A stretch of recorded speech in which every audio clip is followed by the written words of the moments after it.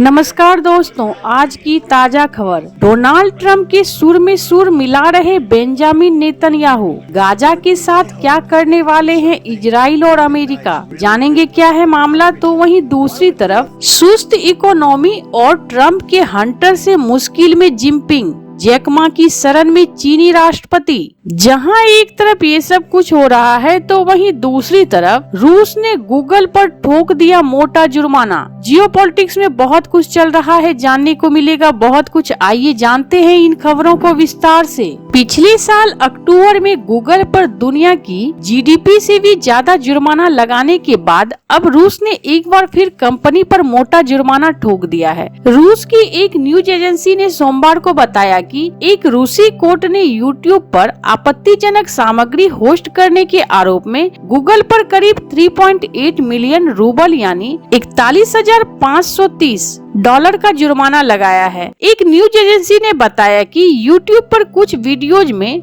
रूसी सैनिकों को आत्मसमर्पण करने का तरीका बताया जा रहा था। इस मामले पर गूगल की तरफ से फिलहाल कोई प्रतिक्रिया नहीं आई है। आपको बता दें कि रूस पिछले कुछ सालों में इंटरनेट कंपनियों के खिलाफ लगातार एक्शन ले रहा है। रूस की ओर से कंपनियों को ऐसी सामग्रियों को हटाने की सख्त हिदायत दी गई है जिसे वह अवैध मानता है। यूक्रेन में शुरू हुई जंग के बाद इन मामलों में और भी तेजी देखने को मिली है। वहीं कुछ आलोचकों ने पुतिन के अधिकारियों पर जानबूझकर यूट्यूब की डाउनलोड स्पीड को कम करने का भी आरोप लगाया है। इससे पहले पुतिन ने दिसंबर में गूगल पर बड़ा आरोप लगाते हुए कहा कि अमेरिका राजनीतिक लाभ प्राप्त करने के लिए गूगल का इस्तेमाल करता है। वहीं अक्टूबर 2024 में रूस ने गूगल पर तकरीबन मोटा रकम का जुर्माना लगा दिया था। आपको बता दें कि यह राशि इंटरनेशनल मॉनिटरी फंड द्वारा आंकी गई दुनिया की जीडीपी यानी 110 ट्रिलियन डॉलर से भी ज्यादा है। रूस ने कंपनी पर रूसी चैनलों और सामग्रियों को प्रतिबंधित करने का आरोप लगाते हुए यह कदम उठाया था। तो वहीं दूसरी तरफ चीन की शी जिनपिंग सरकार ने काफी जतन किए लेकिन सुस्त इकोनॉमी को बूस्ट करने में सफल नहीं हुए। अब चीन के लिए कोर्ट में खाज वाली बात यह हो गई कि अमेरिका सत्ता में आते ही राष्ट्रपति डोनाल्ड ट्रंप ने कुछ चीनी सामानों पर 10% अतिरिक्त टैरिफ लगा दिया है। ट्रंप के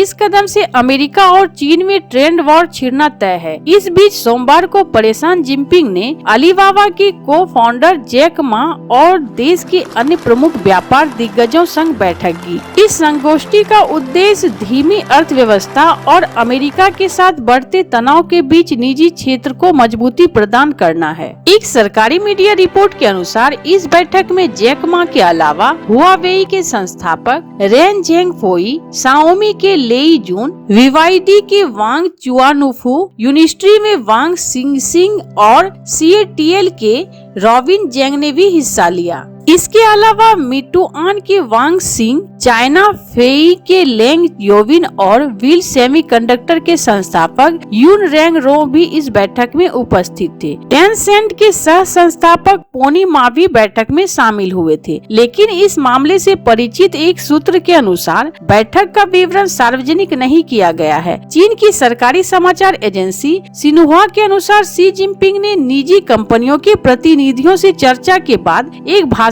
दिया। हालांकि उनके भाषण की ज्यादातर बातें भी जारी नहीं की गई। कुछ राइटर्स ने शुक्रवार को अपनी रिपोर्ट में सूत्रों के हवाले से बताया था कि जिनपिंग निजी क्षेत्र में आत्मविश्वास को बढ़ाने के लिए इस संगोष्ठी की अध्यक्षता करेंगे। इस बैठक का मुख्य उद्देश्य चीन अमेरिका टेक्नोलॉजी युद्ध के बीच कंपनियों को घरेलू और अंतर्राष्ट्रीय स्तर पर अपने व्यवसायों का विस्तार करने के लिए प्रेरित करना है। बैठक ऐसे समय में हुई है जब डीपसीक एआई प्लेटफॉर्म ने निवेशकों में उत्साह बढ़ा दिया है। इससे चीन की तकनीकी कंपनियों में एक अवसरों की उम्मीद जगी है और चीनी बाजार में पुनः मजबूती देने के लिए चर्चाएं तेज हो गई है। जहां एक तरफ ये सब कुछ चल रहा है तो वहीं दूसरी तरफ गाजा से फिलिस्तीनियों को कहीं और ट्रांसफर किए जाने के मामले में अब इजराइल भी अमेरिका के सुर में सुर मिलाता नजर आ रहा है। हाल ही में प्रधानमंत्री बेंजामिन नेतन्याहू ने ऐसे संकेत दिए हैं, साथ ही क्षेत्र के अच्छे भविष्य के लिए एकमात्र अच्छी योजनाएं करार दिया है। है। वहीं अमेरिका का यह भी कहना है कि हमास को शांति का खातिर खत्म किया जाना जरूरी है। अमेरिकी विदेश मंत्री मार्को रूबियो ने रविवार को गाजा पट्टी में इजराइल के युद्ध उद्देश्यों को पूर्ण समर्थन करते हुए कहा कि हमास को खत्म किया जाना चाहिए, क्योंकि इसने अस्थिर युद्ध विराम के भविष्य पर संदेह खड़ा कर दिया है। रूबियो ने क्षेत्रीय दौरे की शुरुआत में यरूशलेम में इजरायली पीएम नेतन्याहू से मुलाकात की, जहां उन्हें राष्ट्रपति डोनाल्ड ट्रंप के गाजा पट्टी से फलस्तीनी आबादी को स्थानांतरित करने और अमेरिकी स्वामित्व के तहत इसे पुनर्विकसित करने के प्रस्ताव पर अरब नेताओं से प्रतिरोध का सामना करना पड़ सकता है। नेतन्याहू ने इस प्रस्ताव का स्वागत किया और कहा कि गाजा के भविष्य के लिए उनके व ट्रंप के पास एक साझा रणनीति है। नेतन्याहू ने ट्रंप की बात को दोहराते हुए कहा कि अगर हमास 7 अक्टूबर 2023 को किए हमले में अपहृत दर्जनों बंधकों को रिहा नहीं करता है तो नरक के द्वार खुल जाएंगे। इजराइल के प्रधानमंत्री की यह टिप्पणी युद्ध विराम के पहले चरण के समाप्त होने के ठीक 2 सप्ताह पहले आई है।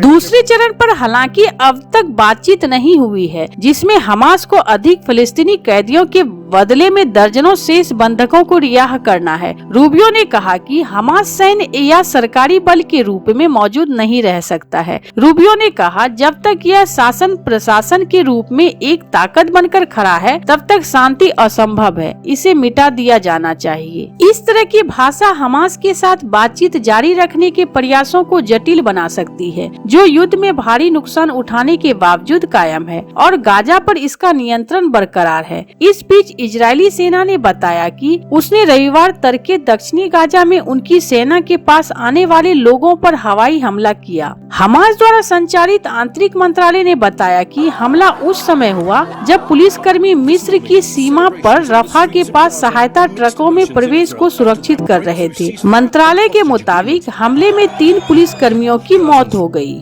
CNN के अनुसार इजराइल की मिलिट्री का रुख डोनाल्ड ट्रंप से अलग है। डोनाल्ड ट्रंप चाहते हैं कि इजराइल और ईरान के बीच शांति समझौता हो जाए, लेकिन इजराइल ऐसा नहीं चाहता। उसका टारगेट है कि इजराइल की परमाणु क्षमता को समाप्त कर दिया जाए। इसके अलावा देश में सत्ता परिवर्तन भी करा दिया जाए। ऐसा माना जा रहा है कि ईरान की सत्ता परिवर्तन के लिए इजराइल की तरफ से फंडिंग भी की जा सकती है और पॉलिटिकल वारफेयर हो सकता है। इससे पहले भी इजरायली सुरक्षा बलों ने ईरान के मिलिट्री ठिकानों पर हमले किए थे। हालांकि अब नए हमले पहले से ज्यादा सख्त हो सकते हैं। इस बार इजराइल की तरफ से ईरान के परमाणु ठिकानों पर ही हमला किया जा सकता है। कुछ रिपोर्ट के अनुसार ईरान की सत्ता पर वर्तमान राष्ट्रपति की पकड़ कमजोर है। ऐसे में कमजोर सत्ता के दौरान उस पर हमला करना आसान होगा। वहीं अमेरिका के ओर से आर्थिक पाबंदियों के चलते भी ईरान कमजोर हुआ है। एक अमेरिकी अधिकारियों के हवाले से CNN ने लिखा है कि यदि इजराइल चाहता है कि वह ईरान के परमाणु ठिकानों को पूरी तरह से तबाह कर दे, तो वह अमेरिकी सेना की मदद के बिना ऐसा नहीं कर सकता।